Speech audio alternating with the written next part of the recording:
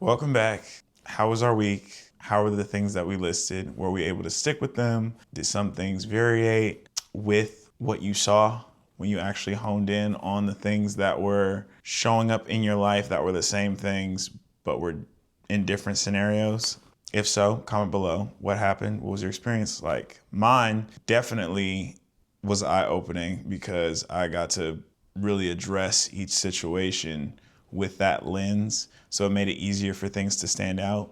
And it also made me be hyper aware of what my actions were once I realized what it was. How do I move now that I know what this is? And so overall, it was a good experiment. I think it should be normal. I know I did it for like a test week, but I think it should be normal, at least before you start your week, to set intention based off of what happened last week. In fact, I think it should be so normal that I in fact like the idea of checking in and just seeing where everyone's at for that week specifically. So yeah, I'm gonna do that. I'm gonna check in with y'all and myself just to see what we learned.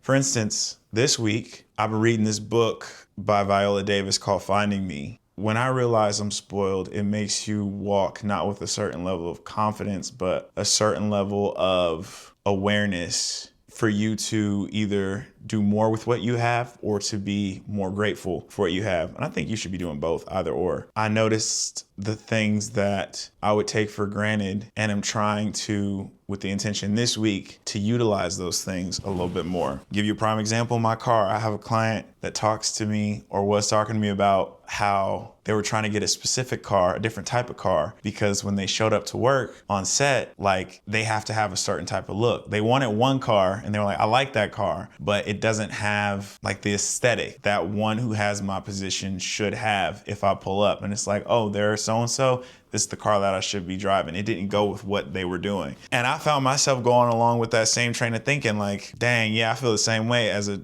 trainer who works in this area. It's like, I should be pulling up as my counterparts are pulling up in a nicer car. And reading the book, you have people who didn't have cars growing up or didn't have basic things in life that I have in excess. And you go, damn, I'm over here thinking about the kind of car I drive right now. And it's not a bad car. It's just not the aesthetically or the themed car that should be going with, I'm doing this, I'm doing that. This is the car I should drive. So one of the things that I have for myself is really just trying to get out of that mindset of because I'm this should come along with it. Just getting out of that mindset of entitlement, really. Not everything has to make sense to everybody else on the outside, but you know the things that you do have. So you should like cherish them and feel that they're important, regardless of how not important /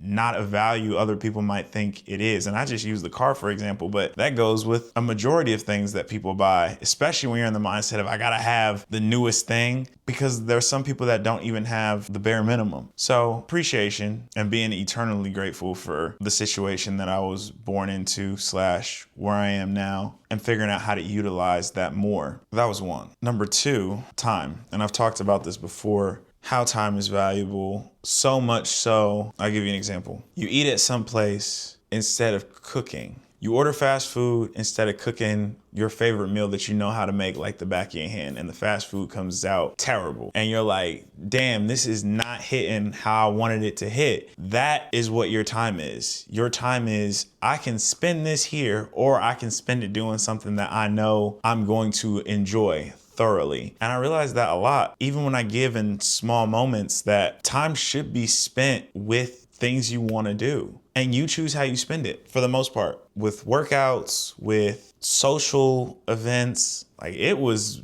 beyond me to go somewhere and only stay for an hour and then dip. Like I'm thinking I gotta stay the whole time. If I work out, it's like I gotta be in here for at least 2 hours. If I'm on a date, I'm like, a date, I gotta at least put in 2 hours. Like time to me, I would give so freely to the point to where I would be exhausted. You come to realize like when you are, and again, this is an epiphany for me. This is something that I'm sure some of you already know, the power of your time, and you spend it how you want to spend it. Because even if it's not in the right ways, you're still doing what you want to do for yourself, obviously. If you feel like it is, then boom, go for it. But I felt like for me personally, I would be giving time to things in excess. Like a little time here is okay. I want to get to a point to where it's like I don't give any time, and that's slow steps is like what I'm trying to practice also. In addition to is like, all right, I can't just jump straight into it. I gotta find a balance. So being more aware of, okay, my time not spent here is spent here because this is something I'm going to find more peace in or find more value in putting it there versus me doing something that I don't. And when you use it that way, I have got to see a little bit of peace, and I try and hold on to the things that bring me that type of feeling that can be consistent. Like, oh, I did this week and it made me feel really, really good. Like I went there and then I left when I wanted to leave, and that made me feel good. It didn't hurt anyone else or make anyone else feel some type of way. It was strictly me knowing my limits and where I wanted to give my time. Or, oh, I put time towards this today and it made me feel really, really good on the outside and on the inside. And those are little things where I feel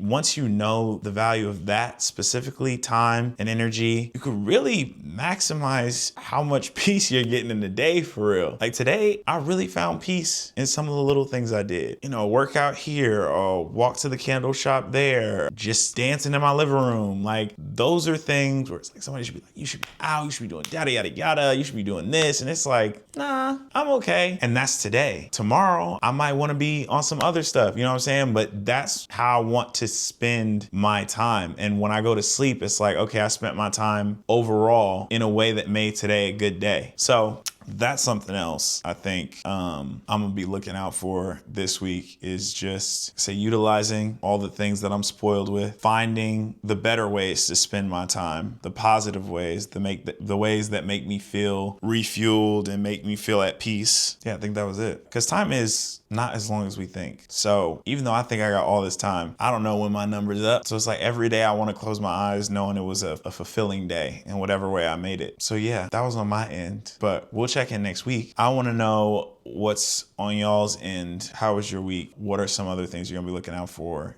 this week? And how do you spend your time? Like, what do you enjoy spending your time doing? Where do you find the most peace? Because there's some good ideas out there too. As I find better ways to spend my time, I'm sure there's things that I haven't even thought of that you might. So yeah, weekly check-in. I like this. This is good. I'll check back in with y'all next week. Otherwise, I hope you have a good week and you learn some things about yourself. You learn some things about the world. And yeah, stay safe and stay blessed.